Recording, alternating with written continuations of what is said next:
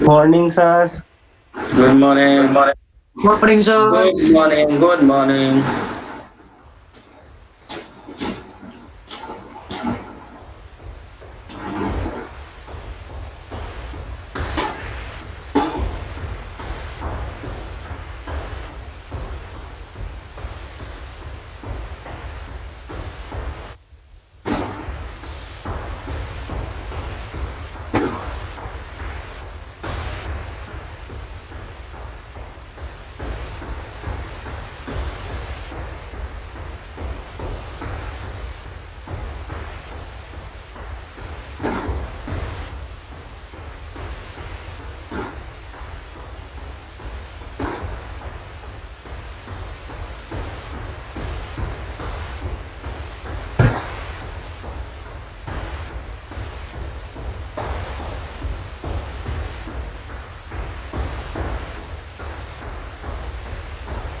यति मात्र हो तपाईँ यति थोरै 7जना मात्र हुनु चाहिँ आज 7जना अहिले त बिचमा जोइन गर्ला नि सर पछि हामी स्टार्ट गरौँ के रे एकछिन पछि जोइन होला नि सर हुँदैछन् जोइन ए ल ल ल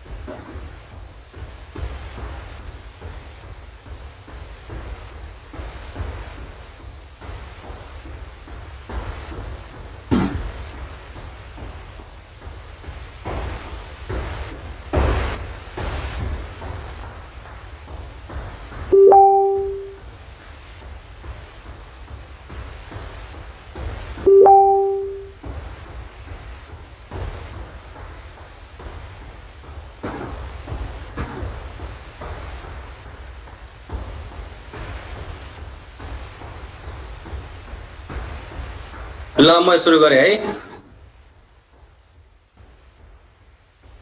ल प्रेजेन्ट गर्न सुरु गरेँ ल तपाईँ 10जना हुनुहुँदैछ बाँकीमा आउँदै गर्नु होला मैले गरेन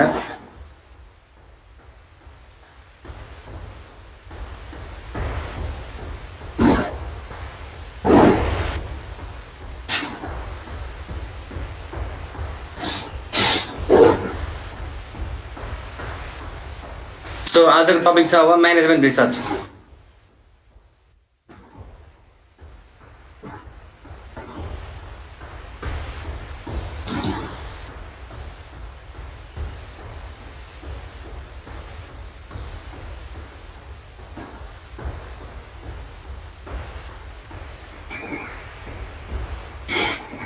सो म्यानेजमेन्ट रिसर्च म्यानेजरियल कामको लागि तपाईको चाहिने रिसर्च हैन सिस्टमेटिक र objective process gathering recording analyzing data for business decision making विशेष गरेर यो शब्द छुटाउनु भएन बिजनेस डिसिजन मेकिङ गर्नको लागि गरिने सिस्टमेटिक र अब्जेक्टिभ प्रोसेस हो त्यो रिसर्चलाई के भनिन्छ म्यानेजमेन्ट रिसर्च भने भनिन्छ एउटा म्यानेजरलाई म्यानेजरियल काममा सघाउनको लागि गर्ने रिसर्च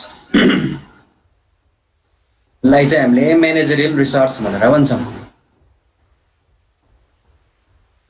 है म्यानेजरियल रिसर्च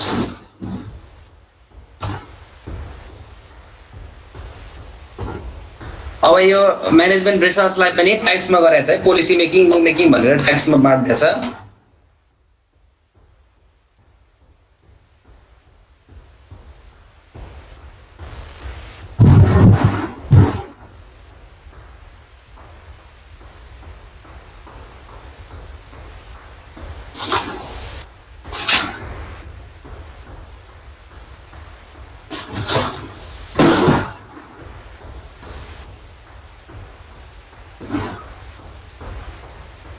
कुनै अर्गनाइजेसनल समस्या छ, कुनै इस्युको चाहिँ भेरियस डाइमेन्सनलाई एनालाइज गरेर गरिने रिसर्च, विशेष डिसिजन मेकिङ प्रोसेसलाई हेल्प गर्नको लागि गर्ने रिसर्चलाई म्यानेजमेन्ट रिसर्च। यसमा पनि केही टाइप्समा डिभाइड गरेको छ हेर्नुहोस्। पहिले भने चाहिँ पोलिसी रिसर्च भनेर भन्छ। म्यानेजरियल पोलिसी र इम्प्लिमेन्टेसनको लागि गरिने रिसर्चलाई हामीले पोलिसी रिसर्च भनेर भनिन्छ। यो म्यानेजमेन्ट रिसर्चको अन्तर्गत पर्यो।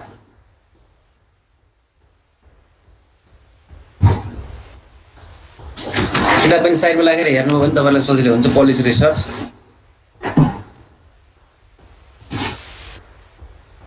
यसको फन्डामेन्टल एलिमेन्ट्सहरू यताउता सबै बुकमै दिएको छ, हेर्नु होला। जनरल तपाईँले बुझिहाल्नुहुन्छ, त्यति डेफको कुरा छैन।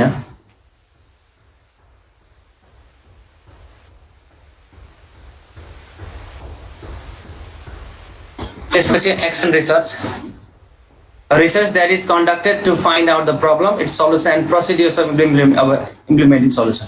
उतापट्टि पनि हाम्रो एप्लाइड रिसर्च र एक्सन रिसर्च भन्ने आएको थियो नि टाइप्स अफ रिसर्चमा। एउटा बेसिक अर फन्डामेन्टल, अर्को एक्सन अथवा अप्लाइड रिसर्च भनेर।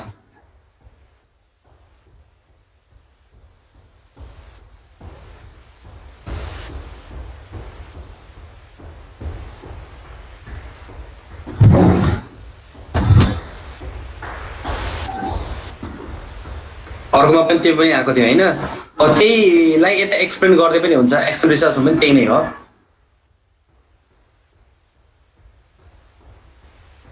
एक्सन रिसर्च इमिडिएट कुनै खालको समस्या आइरहेछ, त्यसलाई त्यो फाइन्ड आउट गरेर र त्यसको चाहिँ सोल्युसनलाई इम्प्लिमेन्ट गर्नको लागि त्यसको प्रोसिडियरहरू फाइन्ड गर्ने, त्यो रिसर्चलाई एक्सन रिसर्चमा गर्यो। त्यसपछि 3 नम्बरमा इभ्यालुएसन रिसर्च, अर्गनाइजेसनल वर्क्स र जति पनि त्यसले काम गरिरहेको छ त्यो चाहिँ प्रपर वेले गरेको छ कि छैन, र जुन अहिले काम गरेको तरिका भइरहेको छ त्यसको अनुसार जुन एउटा गोल डिटरमाइन गरेको हुन्छ अर्गनाइजेसनले, त्यो मिट गर्न सक्छ कि सक्दैन, त्यसले इभ्यालुएट गर्ने। मिट गर्न सक्दैन भने के हुन्छ, एक्सन प्लान चेन्ज गर्ने। त्यसको लागि गरिने रिसर्च चाहिँ इभ्यालुएसन रिसर्च भन्यो, जो म्यानेजमेन्ट रिसर्च भित्र आइपर्छ।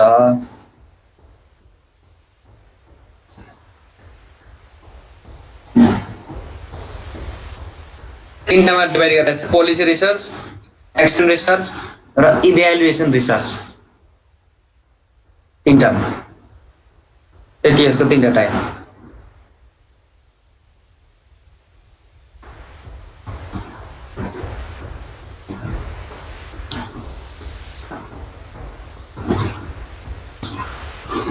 त्यसपछि उसले चाहिँ छ हेर्नुहोस्, importance of research for decision making भनेको छ।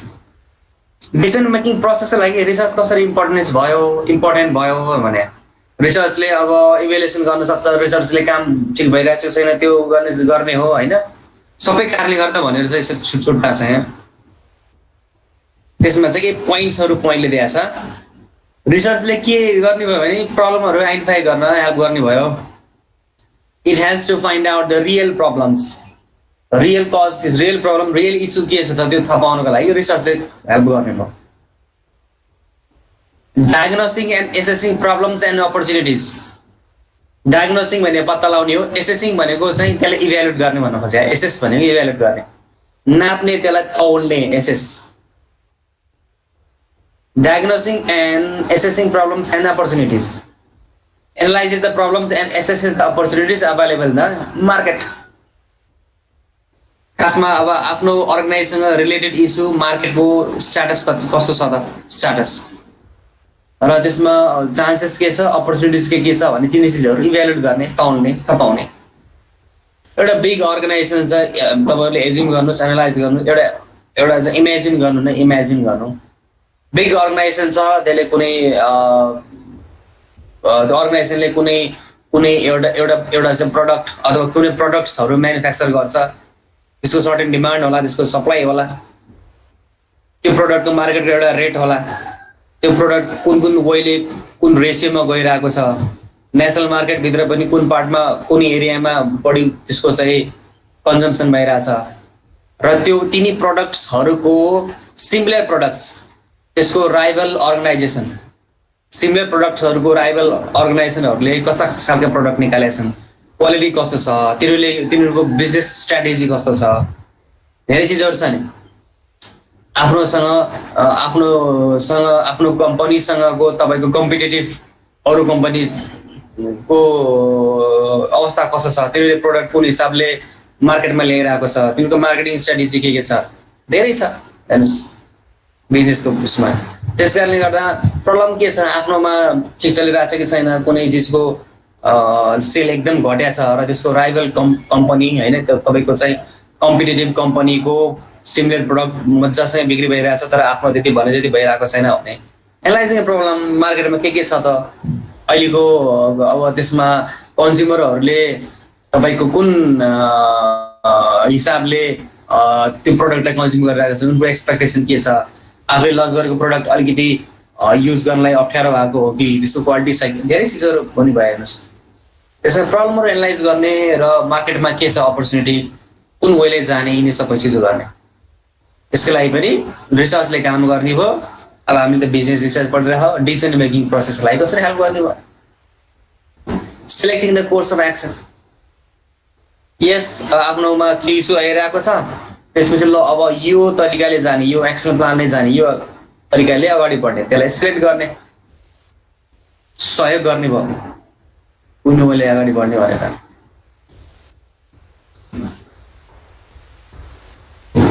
Implementing a course of action, पहिले सिलेक्ट गर्ने, सिलेक्ट गरिसकेपछि त्यसलाई फेरि कुनै पनि हामीले प्लान बनायौँ भने प्लान बनाउन त सजिलो छ, त्यसलाई इम्प्लिमेन्ट गर्ने पनि अर्को बृहत पाटो हो, बिगेस्ट एउटा तपाईँको च्यालेन्ज हुन्छ त्यसलाई इम्प्लिमेन्ट गर्ने पनि।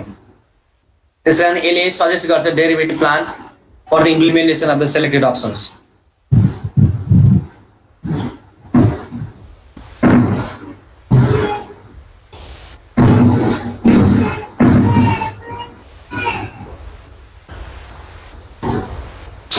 त्यसपछि के भनेको छ evaluating the course of action, जुन आफ्नो कोर्स अफ एक्सन छ त्यसको पर्फर्मेन्सलाई पनि इभ्यालुएट पनि गर्ने। इम्प्लिमेन्ट पनि गयो भइ पनि रहेछ तर इभ्यालुएसन ट्याक्कै ग्राउन्ड लेभलमा गएर इम्प्लोइजले अथवा ग्राउन्ड लेभलमा काम गर्ने मान्छेले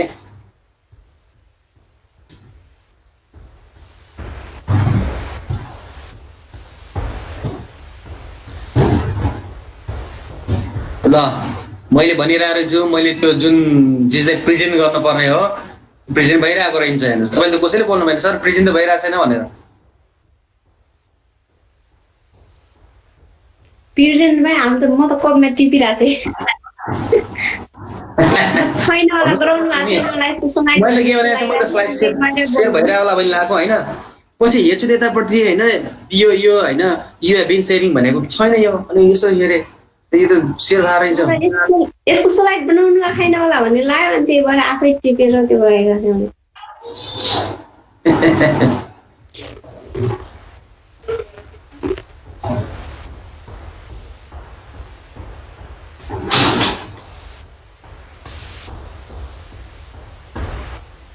अहिले त भइरहेछ है।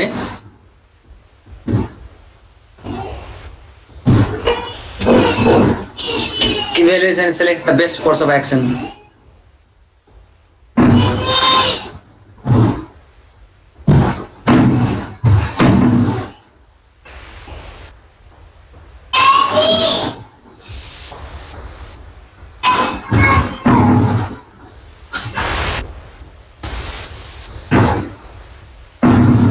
Implementing the course of action है ना, कुनै हिसाबले इम्प्लिमेन्ट गर्ने, इम्प्लिमेन्ट भइसकेपछि तपाईँको evaluating the course of action, ground लेभलमा काम त गरिरहेको छन्, ल कोर्स अफ एक्सन इम्प्लिमेन्ट गर्नु पनि पर्यो। अब ठिक तरिकाले गरेका छन् कि छैन त ग्राउन्ड लेभलका इम्प्लोइजहरूले वर्करहरूले अथवा सेल्स पर्सनहरूले त्यो लेभलमा गएर पनि इभ्यालुएट पनि गर्नु पर्यो। त्यसको लागि के छ अब रिसर्चरको टिमहरू हुन्छ गएर एनालाइज गर्ने, एउटा सुपरभाइजर भनौँ न उसले इभ्यालुएट गरिरहेको हुन्छ।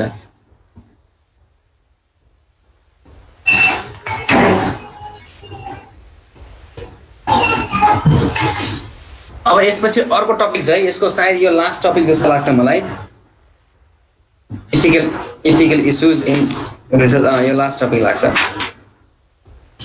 म्यानेजमेन्ट रिसर्चमा ethical issues in management research है, म्यानेजमेन्ट रिसर्च हो यहाँ रहेछ, issues in management research.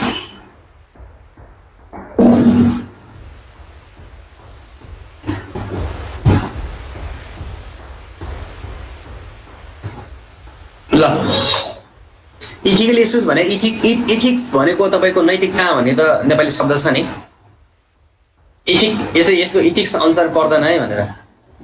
Ethic भनेको नैतिकता भने हो होइन।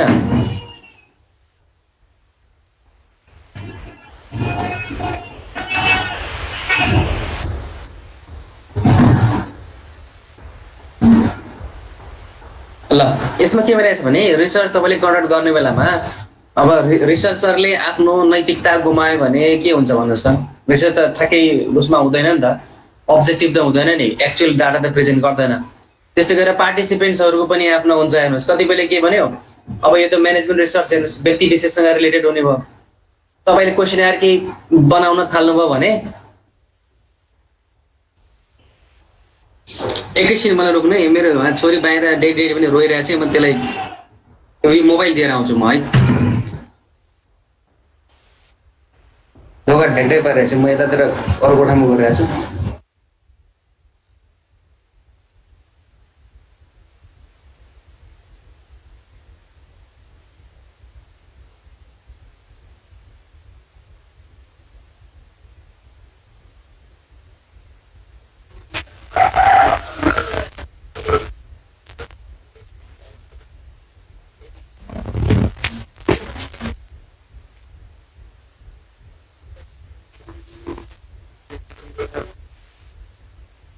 मनिषाजी भालेको हालखबर त ठिक छ नि?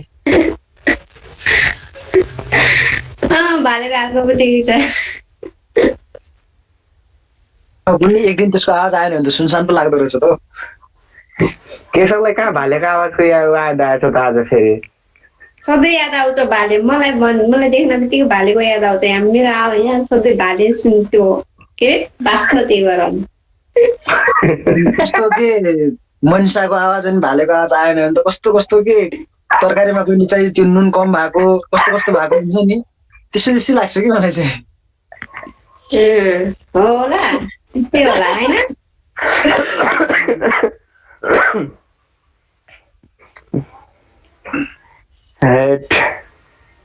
प्रकाश कहाँ पुगेका छन्?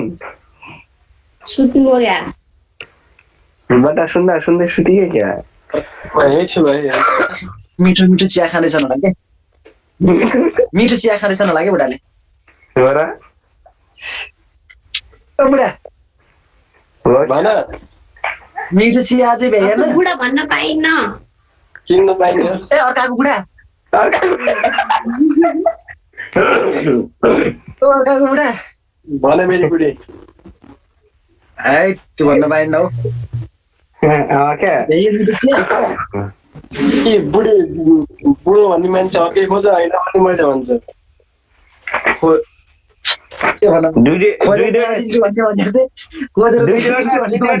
राख्न पाइन्न है, पाइन्छ आधी आधी तल भने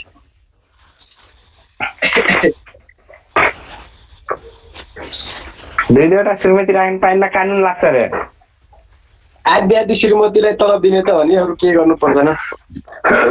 अनि आफूले के खाने नि, आधा आधा गरेर दिएपछि अनि श्रीमती भन्ने चिज छ खुवाउनलाई त हो नि, आधी आधी एक ताक एउटा कमाए एक ताक एउटा कमाए गरेर श्रीमती भन्दा पनि कुन दिन श्रीमन्ती हुन्छ नि थाहा हुन्छ।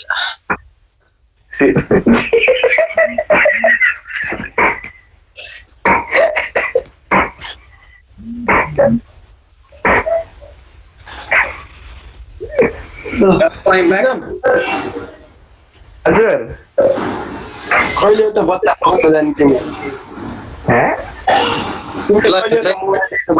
इथिकल इश्यूज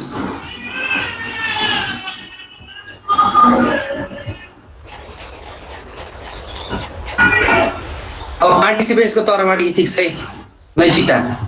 पार्टिसिपेन्टले के गर्यो भने तपाईँको इन्फर्मेसन सोध्यो, जाइँ नि मैले यसलाई बिगारिदिन्छु, गलत इन्फर्मेसन पार्टिसिपेन्टले दियो भने कुरो त बिग्री गएर आफ्नो रिसर्च गर्ने बेलामा पार्टिसिपेन्टले तपाईँको जस्तो कुनै केसमा के भयो भनेपछि म यिनीहरूले इन्फर्मेसनै दिन्न भनेर पार्टिसिपेन्टले दिएन भने आफ्नो रिसर्च त अगाडि बढ्ने भएन, अथवा गलत इन्फर्मेसन दियो भने त गयो नि। एउटा हेर्नुहोस् अब, अथवा पार्टिसिपेन्ट्सहरूलाई आफूले गराउने बेला पनि अब हेर्नुहोस् भोलिन्टरी पार्टिसिपेन्टहरूलाई तपाईँको कुनै सर्वे गराउनु भएको छ भने उनीहरूलाई फोर्स गर्नु भएन, त्यो एउटा। Informed consent, so data collect गर्ने बेला उनीहरूको कुनै रिलेटेड चिजसँग उनीहरूको अब भनौँ न कतिपय चिजको बारेमा डाटा कलेक्ट गर्नुपर्ने छ भने उनीहरूबाट के लिने अनुमति लिनु पर्यो। अनि अर्को कुरा के भनेको छ भने तपाईँले कुनै एरियामा रिसर्च गर्न जानुभएको छ र त्यो एरियामा तपाईँले आफ्नो रिसर्चको औचित्य के हो त, किन गर्न थाल्यो, कुन चिजको लागि इन्फर्मेसन चाहियो, त्यसको बारेमा के छ भने तपाईँले इन्फर्मेसन दिनु पर्यो। अनि अरू के भनेको छ, राइट टु बी सेफ भनेको छ। कतिपय केसमा चाहिँ पार्टिसिपेन्ट्सहरू चाहिँ तपाईँको सेफ हुनुपर्छ क्या त्यहाँनिर। अब सिरियस इस्युमा तपाईँले केही कुनै रिसर्च गर्न थाल्नु भएको छ अनि पार्टिसिपेन्टहरूलाई त्यहाँ इन्क्लुड गराउनु पर्यो भनिसकेपछि अब त्यहाँबाट पनि के छ भने पार्टिसिपेन्ट्सहरू अलि सेफ हुने खालको वातावरण गराइदिनु पर्यो। नो डिसेप्सन अफ पार्टिसिपेन्ट्स भनेको छ। इन्फर्मेसनहरू हाइड हुनु भएन पार्टिसिपेन्ट्सहरूबाट। एस्योरिङ प्राइभेसी अफ इन्फर्मेसन,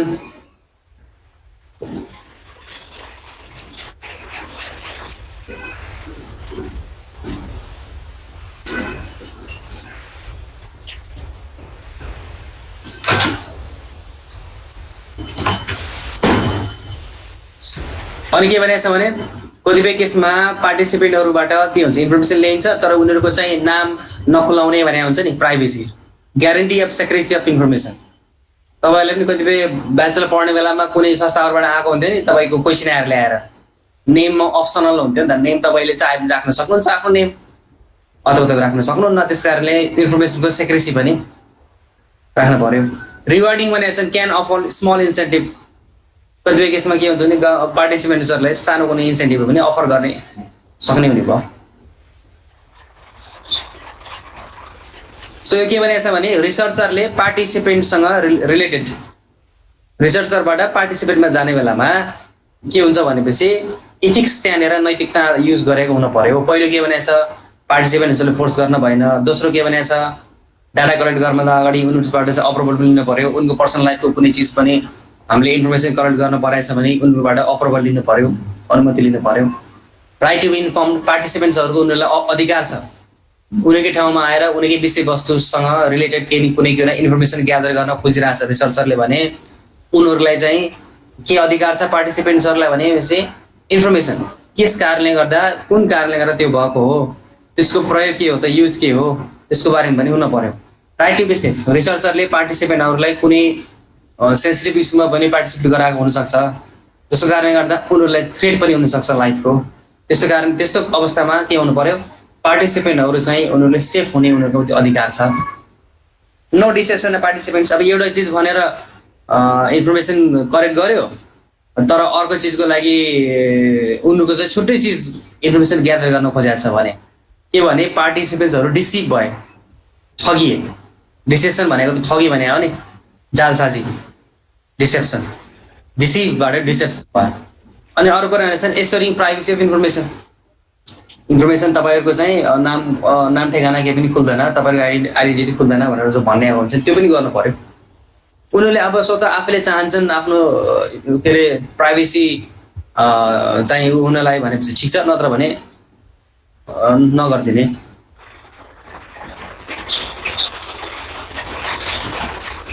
अब हेर्नुहोस् स्पोन्सर, हेर्नुहोस् इथिक्स टु द स्पोन्सर।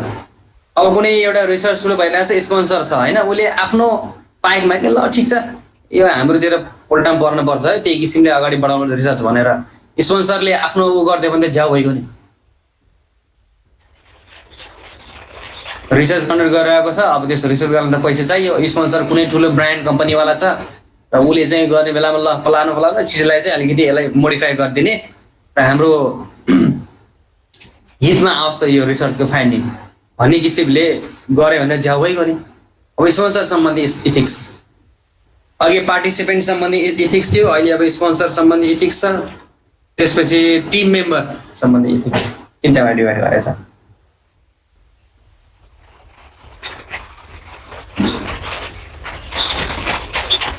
अब हेर्नुहोस् यसमा कम्पिटेन्सी छ, so capability to do assigned work. अब के भने यसमा नि अब स्पोन्सरले कुनै स्पोन्सर गरिरहेको छ, के छ भने यसको चाहिँ थोरै यसमा यहाँ अब स्पोन्सर भन्यो रिसर्चरको क्लाइन्ट नै हुने भयो, उसले कन्डक्ट गरेको। So researcher should be committed to provide quality report. Some of the ethical issues related to sponsor are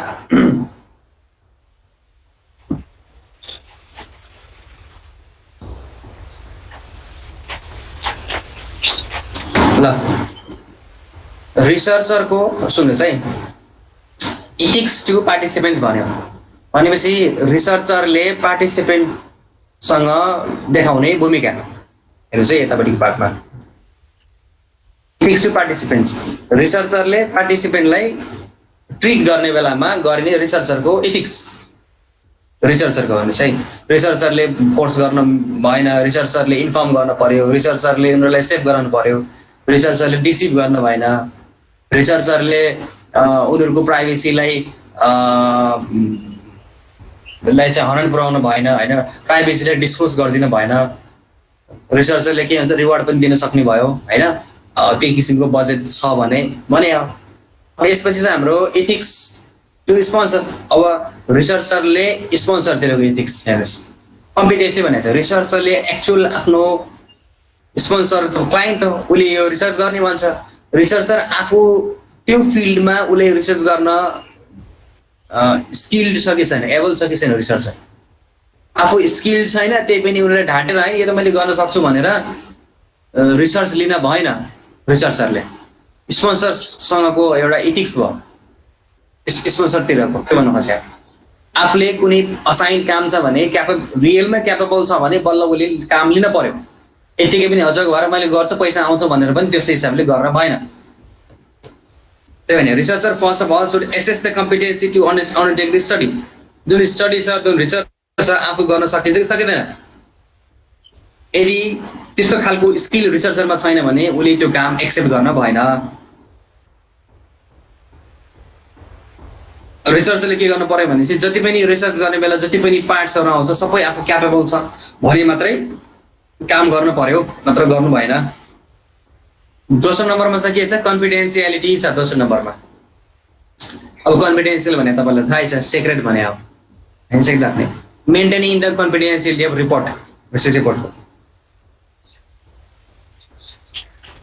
के भनेछ कुनै अब स्पोन्सर होला कुनै एउटा ब्रान्ड होला उसले रिसर्च गर्न खोजिरहेको छ, रिसर्चर त्यो स्पोन्सरको अनुमति बिना जो रिसर्चको फाइन्डिङ हो लास्टमा त रिपोर्टमा आउँछ रिसर्चको रिपोर्ट, त्यो इन्फर्मेसन बाँकी अरू सोसाइटीको अरू मेम्बरलाई अथवा अरू राइभल कम्पनीजहरूलाई उसले डिस्क्लोज गर्न भएन, उतापट्टि सप्लाई गर्न भएन रिसर्चको रिपोर्ट।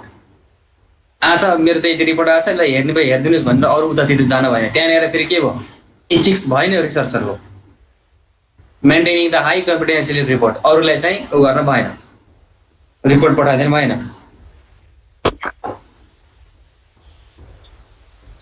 अनि के भनेको छ quality work, maintain high quality in the process of conducting research. रिसर्चरले फेरि के गर्ने भयो भनेपछि रिसर्च कन्डक्ट गर्ने बेलामा रिसर्चरले साइन्टिफिक मेथड युज गर्नु पर्यो, सिस्टमेटिक मेथड युज गर्नु पर्यो, अनि फ्री फ्रम बायसनेस त्यसलाई पनि त्योदेखि टाढा भएर काम गर्नु पर्यो। अनि त्यसपछि तपाईँको प्लानिङ चाहिँ प्रपर प्लानिङ गरेर त्यसलाई फेरि सिस्टमेटिक वेले लगेर वर्कमा चाहिँ क्वालिटी मेन्टेन गर्न पर्यो। क्वालिटी मेन्टेन गरेन यतिकै हचोको भरमा गऱ्यो भनेपछि के भयो रिसर्चको फाइन्डिङ्स त एक्युरेट आउँदैन, त्यसमा के भयो रिसर्चरको एथिक्स त रहेन नि त्यहाँनिर, त्यो नैतिकताबाट चुक्यो। अब छ नो फेब्रिकेसन,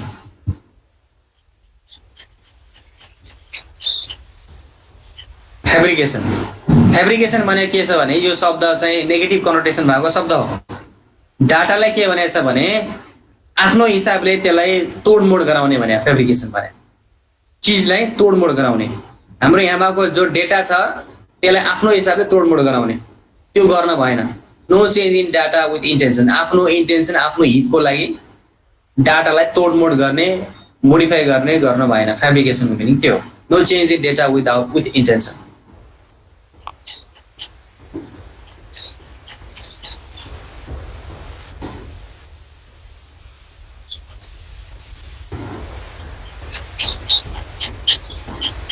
त्यसपछि अर्को के भनेको छ, अर्को चाहिँ प्रोफेसनल प्र्याक्टिस भनेको छ। Should use correct tools for the survey and analysis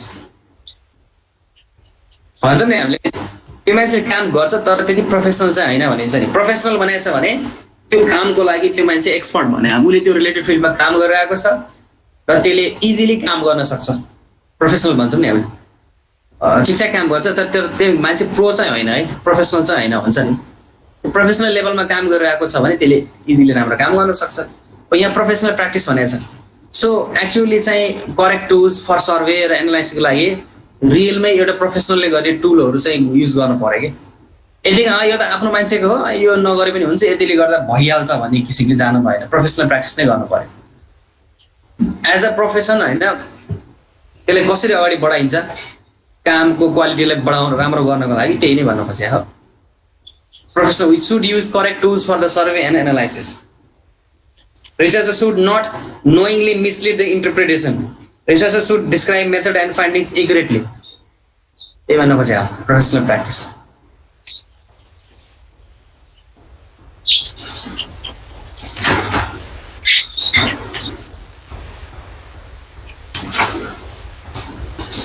Ethics to sponsor. Our ethics to team member.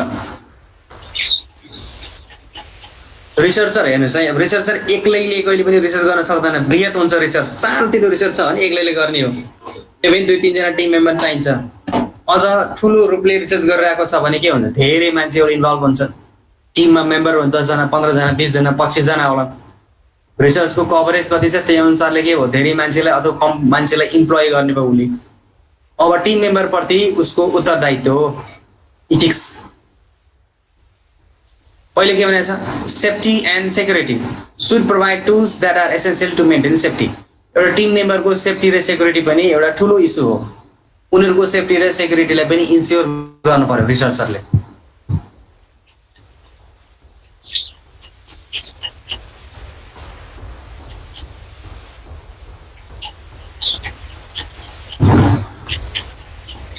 ठिक त छ नि। फेरि तपाईँले फेरि स्लाइडमा देखाएको छ नि, बाइचान्स कहिले काहीँ म्युट भए हुन्छ बोलेर नि, तपाईँले नभन्ने होला अघि जस्तै। ल नवीन डिसिजी आउनुभयो 5 मिनट अगाडि। ल कोही भने त भन्नुहोस्, एकजनाले त अनम्युट गर्नुहोस् आफ्नो। एकजना हो, फेरि यता भनेन त अर्कै लाग्दो रहेछ।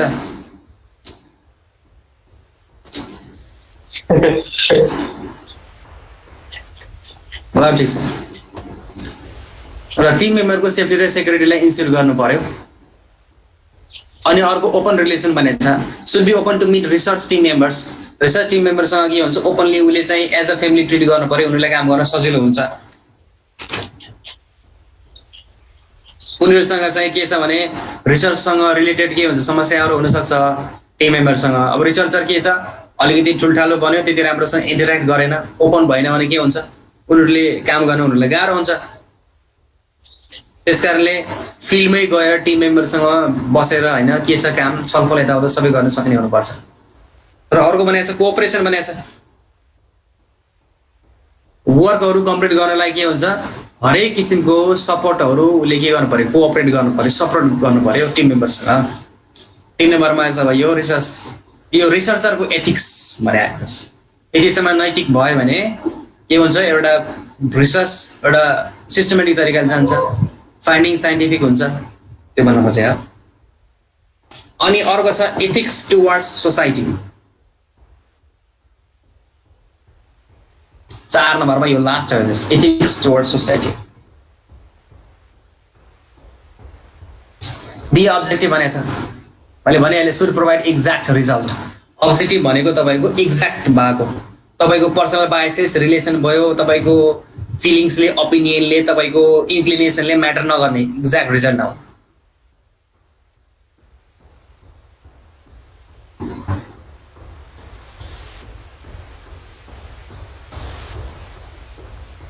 मेन्टेन साइन्टिफिक रिगर भनेको छ दोस्रो कुरा।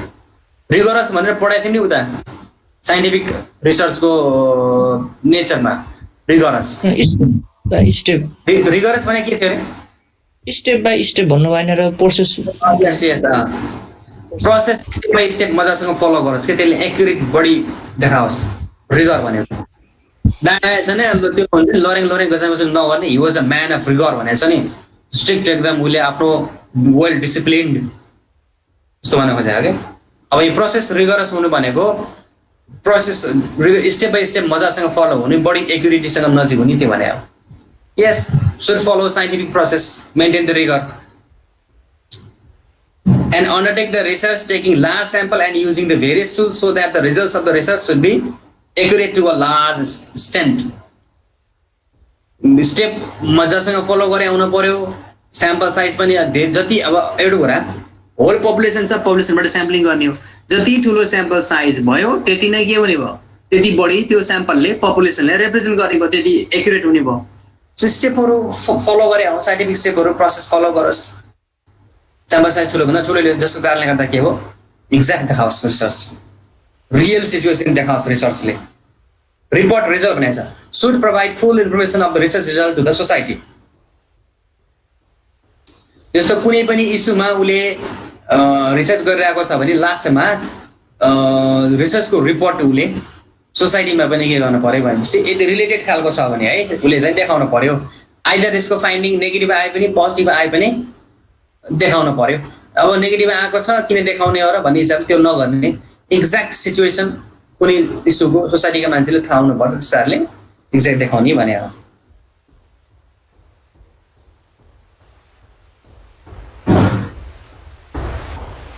सो यो हो ethics towards the society.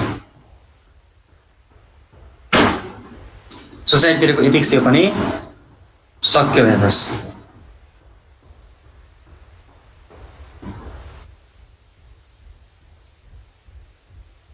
Time भइसक्यो 8 बजेको छ। 8 बज्यो है? हजुर। ल त्यसमा फर्स्ट च्याप्टर सक्यो है, पहिलो च्याप्टर। हजुर सर। सर उता पठाइदिनु होला नि क्लासरुममा। ए हुन्छ पठाइदिन्छु। अघिल्लो मैले फिचर प्रदर्शन पठाइदिएको थिएँ, अब त्यसपछि यतातिर पठाइदिन्छु मैले। सर ल